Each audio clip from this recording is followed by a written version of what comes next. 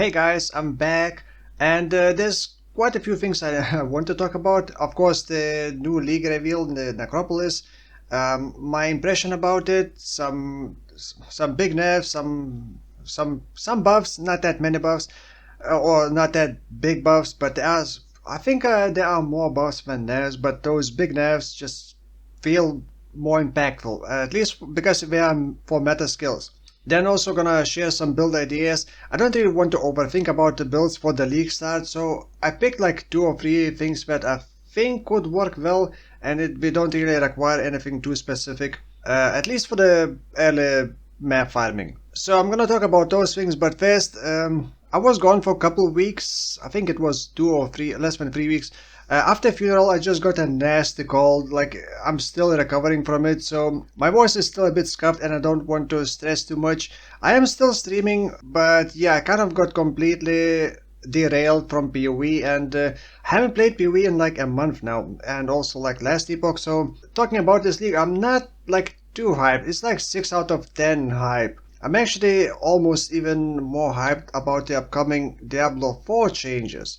I'm still like pessimistic overall about Diablo, but maybe I shouldn't talk about Diablo 4 in PoE video. People are gonna get mad. So let's talk about this Necropolis. Like the league itself, it's bringing a lot of quality of life improvements. You probably saw like 10 billion videos already people posting about. And Path of Exile 2, which got delayed. The Path of Exile beta got delayed. So don't expect PoE 2 to come out this year. Not a chance. The PoE 2 beta may happen this winter, but I have my doubts. So Necropolis, it feels like it's bringing a new crafting system. And that crafting system is kind of a combination of a harvest, fossil crafting, maybe something else, but like multiple harvest crafts into one. There's also this thing where before entering every zone, you're gonna have to kind of read what monster is gonna be modified by what, and like that part is like I really don't like this.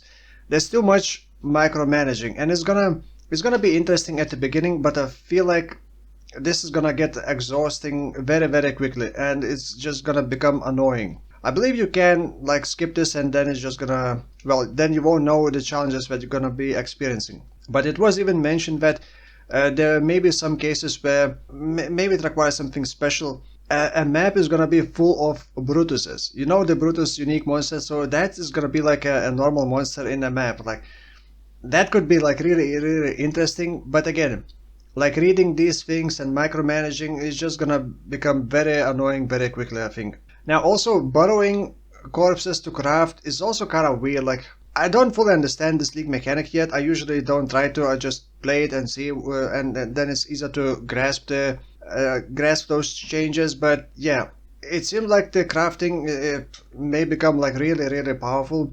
Look at this bud armor. It's just crazy amount of armor, evasion, life, recoup, suppression, and ignore socket colors. So it seems like crafting is gonna become very powerful in this. Of course, we are bringing like new uniques or old uniques, reworked old uniques. Some of them seem kind of okay, but like nothing too crazy. And some of them look like really build defining, like this, for example, helmet.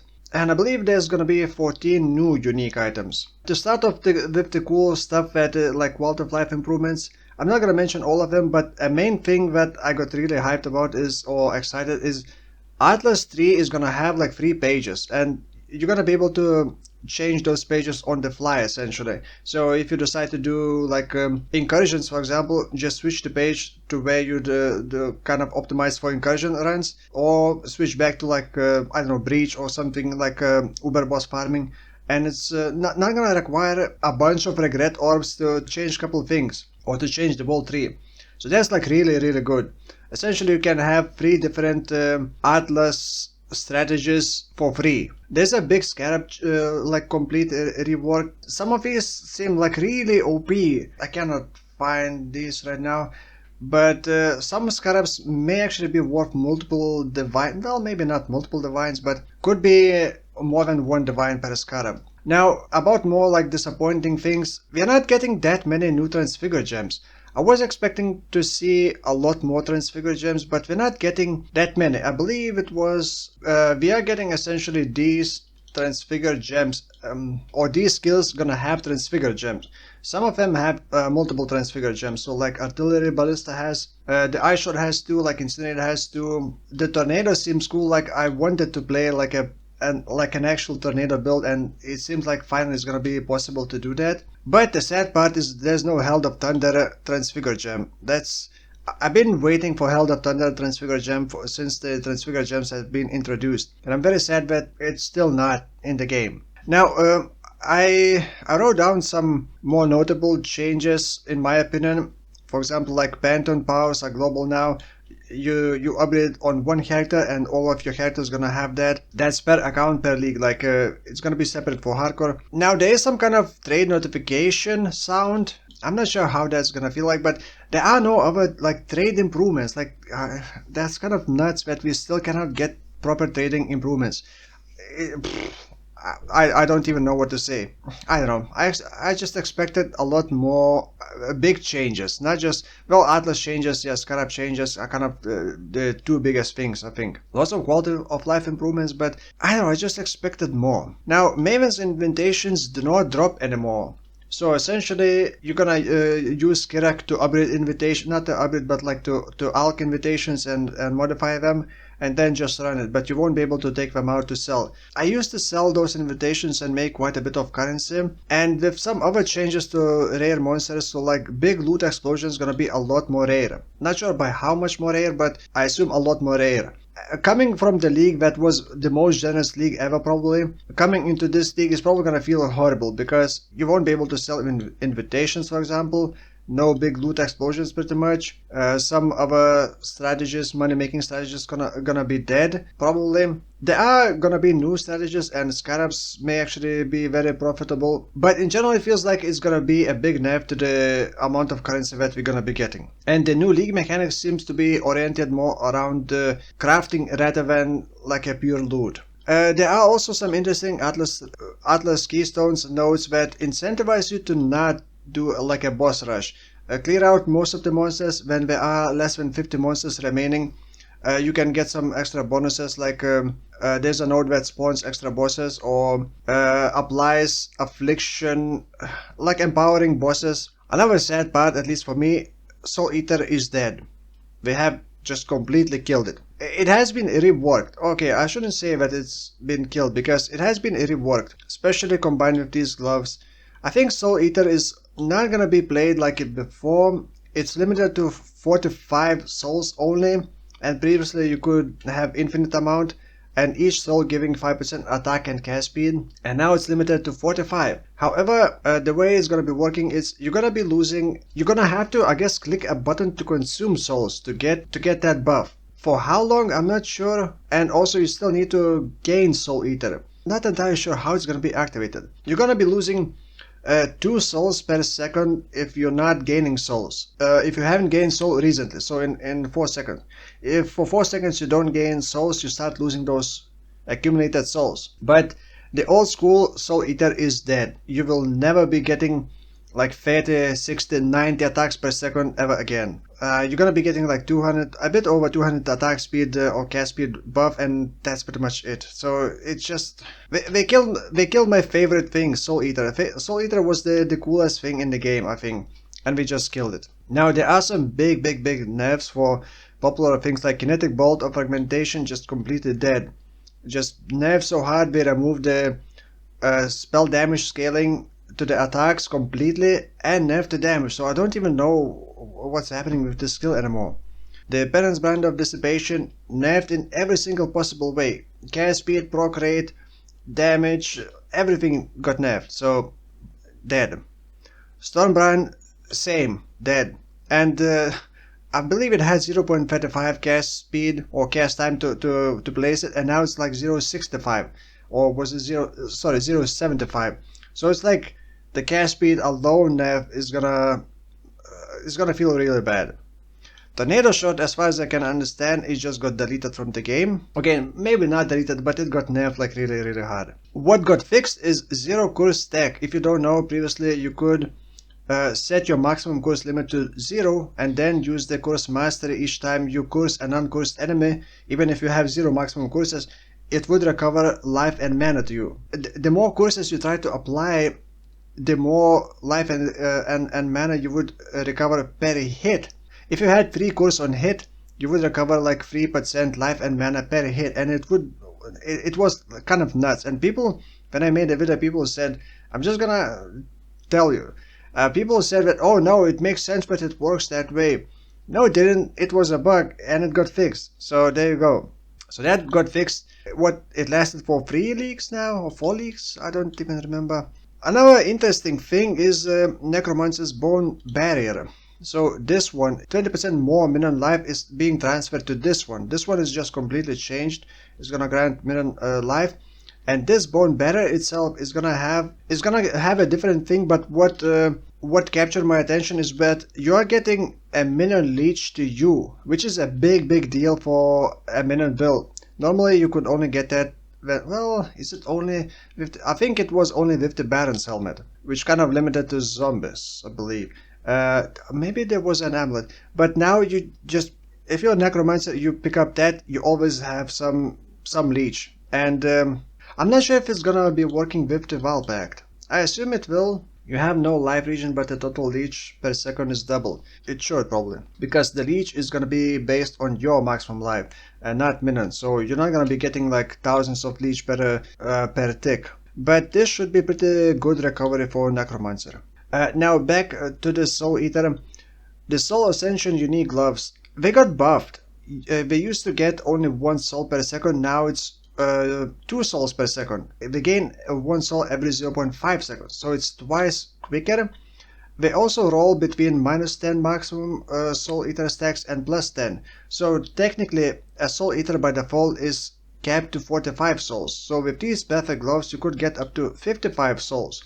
And they eat souls when you hit a rare or unique enemy. So you could even use them for clearing. So I'm actually thinking that these gloves may actually become pretty popular. So far this seems like the only way to bypass the default Soul Eater limit of 45. So with these gloves you could get up to 55 Soul Eater stacks, which would give you, well, not that many, 275 attack and cast speed, which is still pretty noticeable. You're gonna definitely notice that. However, it's gonna take like over almost 30 seconds. Like, it's still gonna take some time, and you're gonna be losing if you're not gaining souls, if you're not hitting rare or unique. So for mapping, it's not really gonna be that great unless there's gonna be a lot of rares. And for bossing, it should be noticeable. However, these gloves, I believe, are from Uber Elder, so it's not really gonna be accessible very easily. Another thing, Archmage changes. I'm not entirely sure about them. I haven't played Archmage in a while.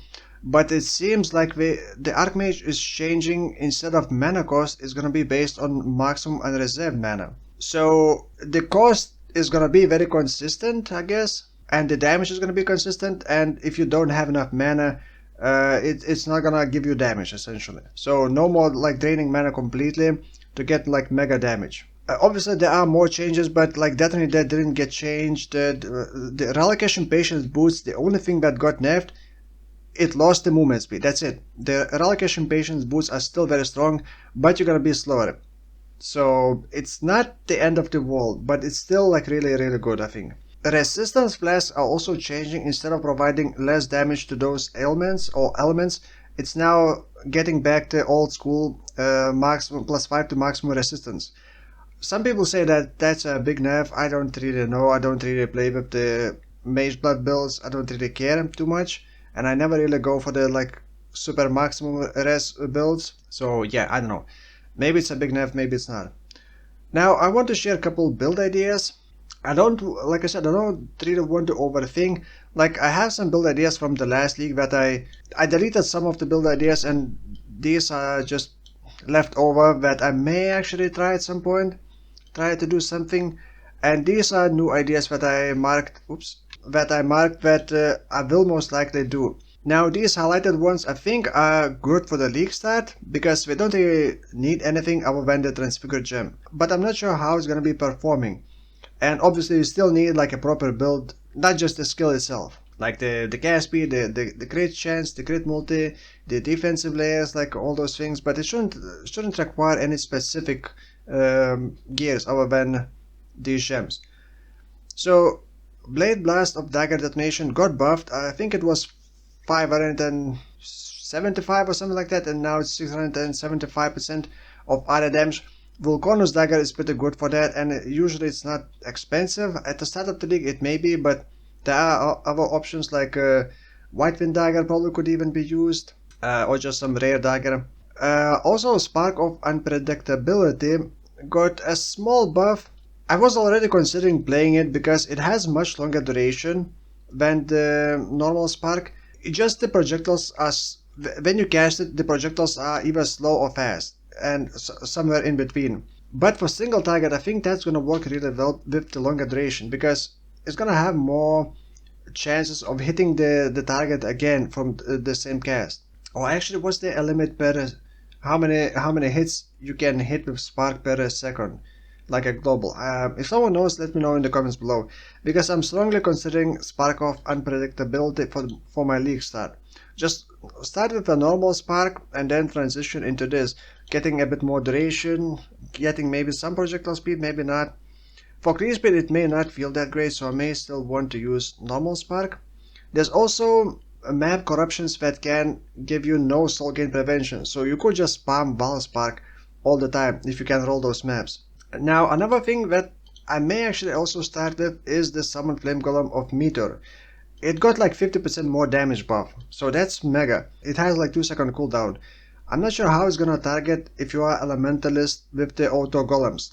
Like, is it gonna target a random place on the screen? Is it gonna target you, or is it gonna target an enemy? Because this transfigured version essentially, instead of summoning golem, it just crashes the golem from the sky. You can see those kind of animations in Act 4 when going through the calms path. The golem just smash onto the ground and explode and leave the damage over time ground, which also got buffed. So I'm thinking with the Elementalist auto golems, this could actually work really well because you won't need to stop to cast it, just run around almost like an auto bomber build. So I may still start, maybe my idea is gonna be start with Elementalist or start with the Witch, play with the Spark. That way I'm gonna be able to transition into Elementalist for golems, and if I don't like Spark, I can transition into Flame golems. So that's pretty much my plan. Another thing, like General Scry got, I'm not sure if it's a buff or a nerf, because now it has a 3-second cooldown. For some builds it's a buff, but for some builds, for like actual General Scry builds, you don't want to resummon them too quickly, because if you summon them too quickly, they're gonna disappear before performing an attack, so you don't want to summon them too quickly. I'm not sure about General Scry. There may be some interesting builds with that. Now another thing that Blade of Flurry, the crit chance per stage got buffed. It's actually 30% per stage, but quality adds another 5, so it's 35% per stage. So it can work really well for cast and crit, and I was considering of doing that last league. So most likely I will do something with cast and crit eventually, but not for the league start. Rain of Arrow of Artillery, I only wrote it down not because of damage, but it just looks cool when the arrows like land in a straight line in a sequence. There may be some shenanigans with the knockback. Yeah, I don't know. I just think it looked cool, and I may actually do something on like a third build or a fourth build, something like that. Spectral Throw of Materialism also got pretty big buff, well, noticeable buff. But again, the problem with that skill is not the damage, but you have to wait for the projectile to return to do damage. And for clear speed that's horrible, but I guess I could just use normal Spectral Throw and use this for bossing. Because for bossing I think this skill may actually be really good now. It has like 250% damage effectiveness at level 20. I think you would still want slower projectiles, but not that much slower. You still want to have some reach, and yeah, I think it only hits once when it returns. That's why it has such a big like damage multiplier compared to normal Spectral Throw. So I may experiment with the Spectral Throw as well. The ball lighting of orbiting no longer works with the totems, so that got just completely deleted. I may still do something with like a Parents Brand, like a normal Parents Brand. It just looks cool, like the big explosions, but we don't have Natatus I forgot already the thing from Affliction League. We don't have that thing for the AoE stacking anymore. Maybe I won't do that. Now, Blade Trap of Great Swords also got small buff, but the problem is it has 8-second cooldown, so I don't know about it. Rakiata's Dance would be like a hopefully cheap option to play with this. Another bug that may be worth mentioning, Rage Vortex of Berserking used to be able to weapon swap. Like you use the Rage Vortex of Berserking, it attaches to you and spins, and you were able to weapon swap into something else like Mjolnir and even proc Mjolnir spells. But that got fixed, and you won't be able to weapon swap, or maybe it will be cancelled when you weapon swap. Now there may be some shenanigans with the Warcry automation, and the Warcry, I'm actually not sure. The Call to Arms is a new support gem that links to Warcries. In the video you can see that it triggers 2 Warcries at the same time, but it says it shares cooldown, so I'm not sure how is that supposed to work. Are you gonna be able to proc all Warcries at the same time? Well, granted if they have the same cooldown, of course. Or is gonna actually put all Warcries on cooldown when one Warcry triggers. So this may actually be interesting as well with the unique helmet that gives more damage per exerted attack. Maybe. But most Warcries have different cooldowns, so it would trigger at a different time. Also, no more skill bind on left click. That's a big topic as well. There are some pros and there are more cons, but we don't have a full solution, the full fixes to the problem that we want to solve. So right now we're gonna be stuck with the current state of the no skill on the left click. I don't think that I'll do another PoE video until League launch. I don't really want to do like a full build plan, really.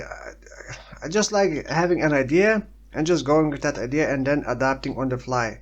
That way I don't need to stress myself, am I making a good build? If I don't know if the build is gonna be good, then I can just imagine that the build is gonna be good. So I'm gonna be starting probably with the Spark and with the idea of transitioning into Flame Golem of Meteor. Maybe I'll try both and see whichever works better. Let me know your ideas in the comments below. Maybe I can be swayed to play something else to League Start with.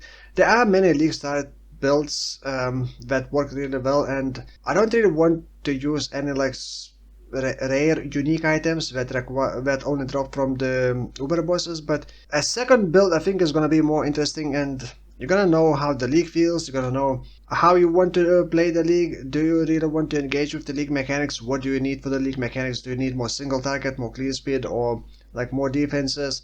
What Atlas strategy you're gonna be doing, so and all those things. That's why I don't really want to stress too much about planning the first build, because I'm always playing many builds. So yeah, let me know in the comments below about your build ideas. I'll be sure to read them all and maybe adapt something or change my plan completely. So for now, thank you for watching, and I will see you probably after the league start. Bye bye.